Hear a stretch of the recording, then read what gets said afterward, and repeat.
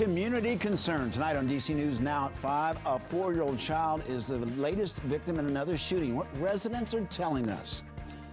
And ballot mix-up. DC is the latest location to have their incorrect ballots sent out to voters. Why experts are saying this shouldn't be happening. Also, saying goodbye to a fashion icon, remembering the impact she left on the community. And once again, clouds would not break up for many of us out there. Some of us did get some sunshine, though. Will we see even more clearing take shape off into Wednesday? We'll let you know in just a bit. All right, thank you, Damon, and thank you for joining us for DC News Now at 5. I'm Mark Hall. Another person in custody after a triple shooting that sent a 4-year-old to the hospital. And police are on the lookout for the third suspect. Police say that this man was involved in the shooting. They say that he and 2 other men, 24-year-old Ojari Hart and 19-year-old Olawe Chambers, shot at each other around 6:30 last night. Both Hart and Chambers have been arrested and charged with assault with dangerous weapons. A 4-year-old who was around the area at the time during the shooting was sent to the hospital, as were Hart and Chambers. They were victims. But guess what? They're also suspects. And we placed both of them under arrest. One last night, one today. You know why? Because community video revealed that both of them were shooting. So they're victims, but they're also suspects. Yeah, all 3 who were shot are expected to make a full recovery. DC News Now's Leonard N. Fleming joins us live with more. Leonard, what are community members telling you? Good evening, Mark.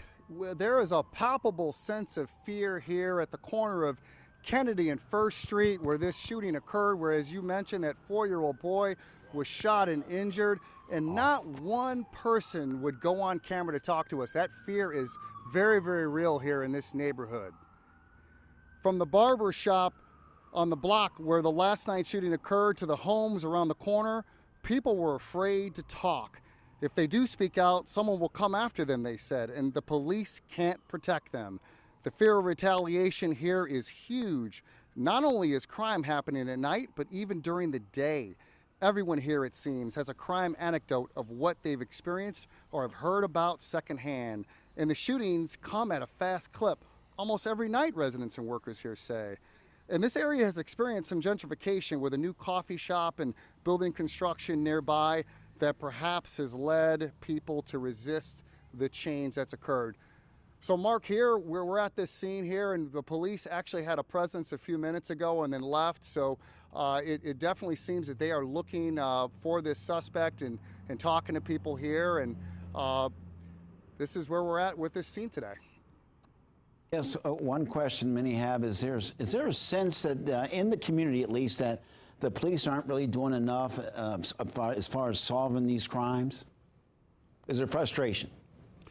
That's exactly right. The residents here say they don't feel as though the police have enough presence. You know, the camera that is at this corner, they don't even believe if it's working. Why aren't these crimes being solved? And then they talked about, too, the fact that they just don't have enough recreation facilities for these younger people to go to. And, you know, we were out here earlier tonight and we saw people loitering during the day. That is an issue that folks who don't want to talk on camera said, look, this is leading to some of the crime spurts that they've had. Leonard N. Fleming, thank you. And take a look at Montgomery. Take a look at this. Montgomery County Police need your help finding this car. It hit a bicyclist Sunday on Georgia Avenue and Janet Road in the Glenmont and Wheaton area. And they say a dark or maroon Honda Accord struck a man on a bike before driving off. The victim was taken to the hospital with life-threatening injuries. Police say the car has damage to its front end bumper and is missing its right side view mirror. Well, an update from Metro, the 7000 series train cars getting the green light from the Washington Metro Safety Commission. The commission says they have reviewed the return to the service plan revision, which WMATA submitted today, and there were no technical objections to Metro's revised plan. The 7000 series train cars will still need to pass inspections before being put back into service. Meteorologist Damon Matson joins us with a check on the forecast. And Damon, I'm already looking forward to Wednesday. We have to see some sunshine soon. I know, my friend. This has just been the cloudiest stretch we've had in a little while here, and Mother Nature doesn't want to lose that grip on the cloud cover for some of us. Check it out here, though. On the satellite loop over the last few hours, there was a good bit of clearing. Look at the very edge of that cloud deck pushing back to the east. A good bit of northern Virginia, past Warrenton, Front Royal, Winchester, all got a good bit of sunshine. And then as you go into the eastern panhandle of West Virginia and western Maryland, yeah, even more sun, but no luck if you're back across central and southern Maryland into the D.C. metro. That cloud deck still is hanging on very strong as we move into the evening time. And again, we are just wedged in the perfect spot to keep these clouds in place. Leftovers from this weekend's coastal low continue to funnel in some moisture, as well as a light southerly wind out ahead of the next storm system that will be clipping by tomorrow, producing a lot of rainfall back over the Midwest. But we're not really going to see any impacts from that system until we get to your Wednesday. Check it out as we go throughout the evening, and not much is really going to change. You'll have that extra sunshine to the west. Those to the east will see more cloud cover, with temperatures holding steady, but also trying to drop off just a little bit gradually through the 60s, and we will end up in the upper 50s once we hit midnight tonight. But that's fairly mild by late October standards as we head into those overnight hours. Now,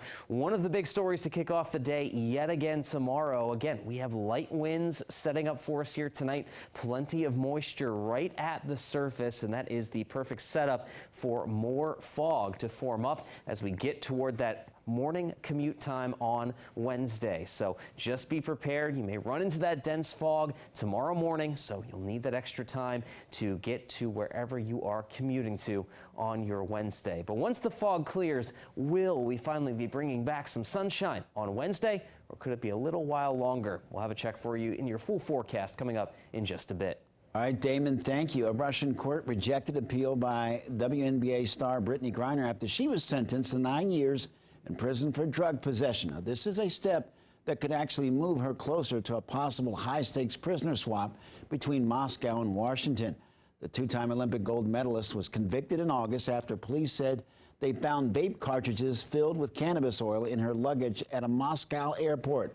Griner admitted to having the cartridges, but said that she packed them by mistake and that she had a prescription. Griner's team and the U.S. State Department say she's innocent, and they say that her punishment is excessive.